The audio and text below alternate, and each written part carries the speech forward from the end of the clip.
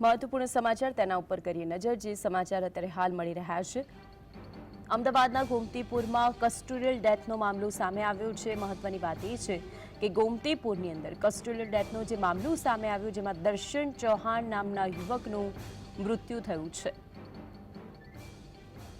હોસ્પિટલમાં medical checkup માટે લઈ જતા સમયે જ મૃત્યુ થયું છે અને પરિવારજનોના પણ ગંભીર આક્ષેપો તેનામાં સામે આવ્યા છે।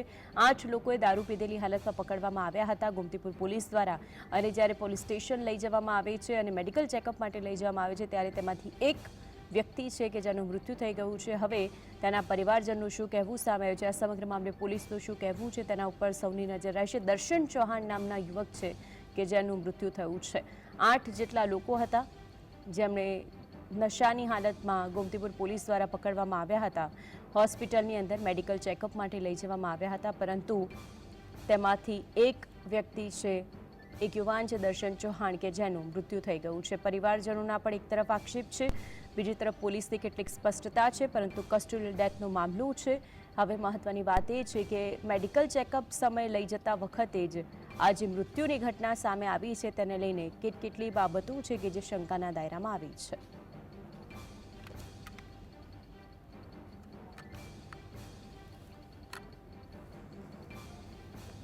અમદાવાદની અંદર વધુ એક કસ્ટોડિયલ ડેથનો મામલો સામે આવ્યો। ગોમતીપુર પોલીસ સ્ટેશનની અંદર આ કસ્ટોડિયલ ડેથ થયું છે। મહત્વની વાત એ છે કે ગોમતીપુર પોલીસ દ્વારા 8 જેટલા યુવકોને નશાની હાલતમાં પકડવામાં આવ્યા હતા।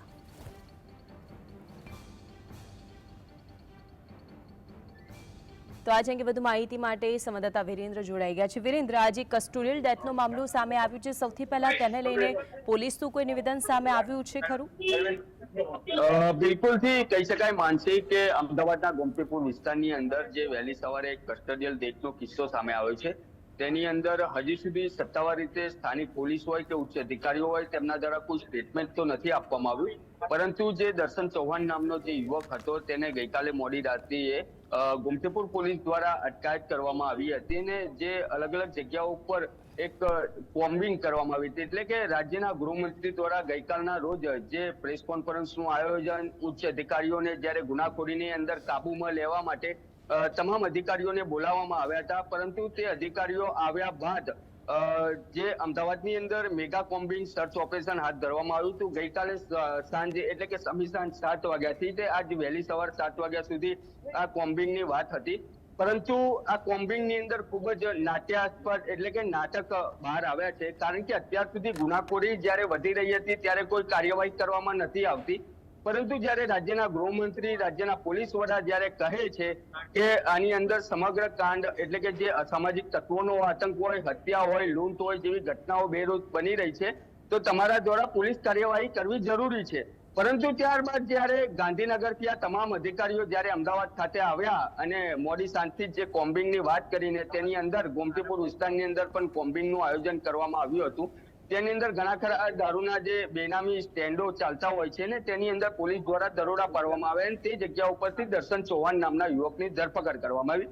ધરપકડ બાદ તેને મેડિકલ ચેકઅપ માટે અમદાવાદ સિવિલ હોસ્પિટલ ખાતે લઈને આવ્યા હતા, ત્યારે તેનું હાર્ટ એટેક હોય કે તેનું શંકાસ્પદ મોત નીપજ્યું છે। હાલ તેના પરિવારજનો આપણી સાથે છે, તે દ્રશ્યો બતાવવા માંગીશ કે સિવિલ હોસ્પિટલ ખાતે ટ્રોમા સેન્ટર આવેલું છે ને ત્યાં તમામ તેના ગોમતીપુર વિસ્તારની અંદર તેના પરિચિતો હોય, તેના પરિવારજનો હોય, તે તમામ લોકો ઉપસ્થિત થઈ રહ્યા છે અને તેમની એક જ વાત છે કે તેનું કસ્ટોડિયલ ડેથ થયું છે। એ પરિવારજન છે, તેમની સાથે વાત કરવી છે માનસી કે ગઈકાલે કેવા પ્રકારનો બનાવ બન્યો હતો, કેવા પ્રકારની તમારા સ્વજન જોઈ વાતચીત થઈ હતી?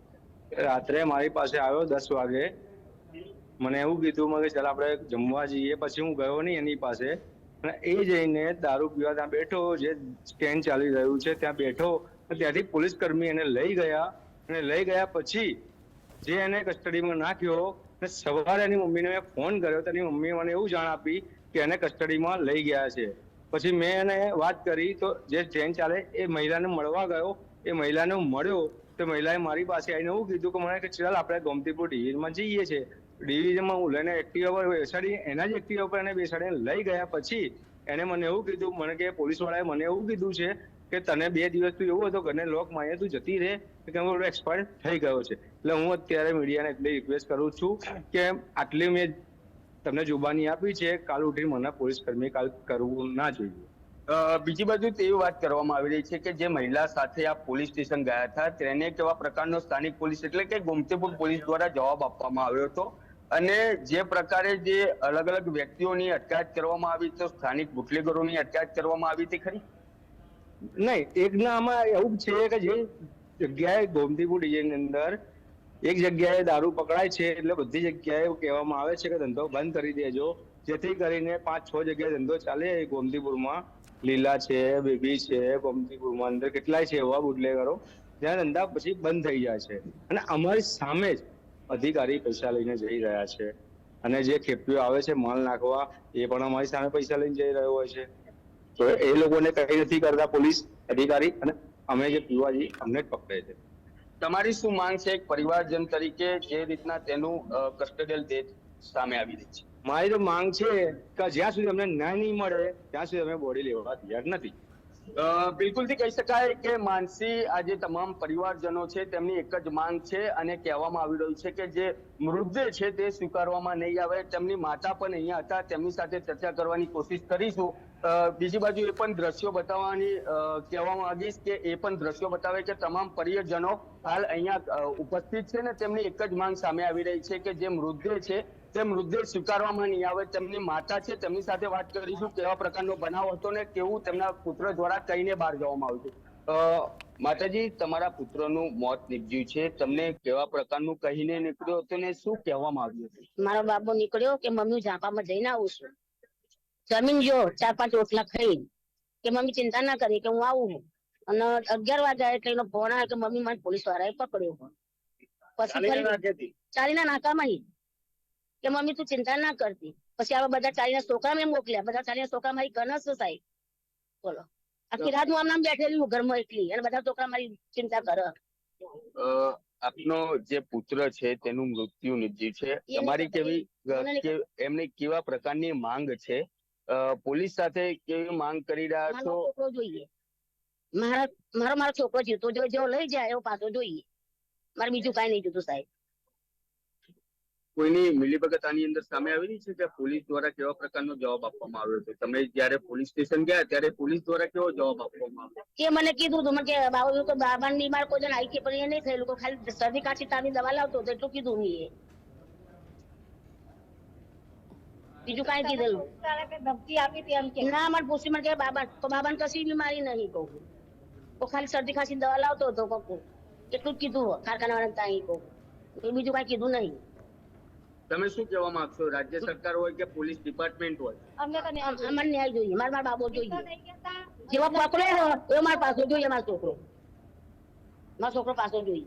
તો બિલકુલથી માનસી કે આ તેમની જે દર્શન ચૌહાણ છે તેની માતા છે અને તેમના દ્વારા એક જ માંગ કરવામાં આવી રહી છે કે જે રીતના તેમના પુત્રની અટકાયત કરવામાં આવી હતી તે જ રીતના તેમનો પુત્ર પાછો જોઈએ. બીજી બાજુ હાલ તેનું એટલે કે વહેલી સવારે તેનું કસ્ટડિયલ ડેથ સામે આવી રહી છે. તેમજ બીજી બાજુ જો વાત કરવામાં આવે માનસી, તો આ જે મૃતદેહ છે તે સ્થાનિક લોકો અને તેના પરિવારજનો સ્વીકારવાનો પણ ઇનકાર કરી રહ્યા હોય તેવું હાલ જાણવા મળી રહ્યું છે. બિલકુલ વિરેન્દ્ર, હવે એક પ્રશ્ન એ થાય છે કે જો ત્યાંની સામાન્ય જનતાને ખબર હોય કે બુટલેગરો ક્યાં છે, ક્યાં દારૂ મળતો હોય છે અને ગોમતીપુર પોલીસ જો 8 લોકોને પકડતી હોય ને વિસ્તારની પણ તેમને ખબર હોય તો હવે આગામી સમયની અંદર આ બુટલેગરો ઉપર પણ તવાઈ લાવે અને જે રીતે ગુજરાતની અંદર દારૂબંધી છે તે સ્ટેટમેન્ટને પુરવાર કરે તો સારું છે. આભાર આપ જોડાને વિગત.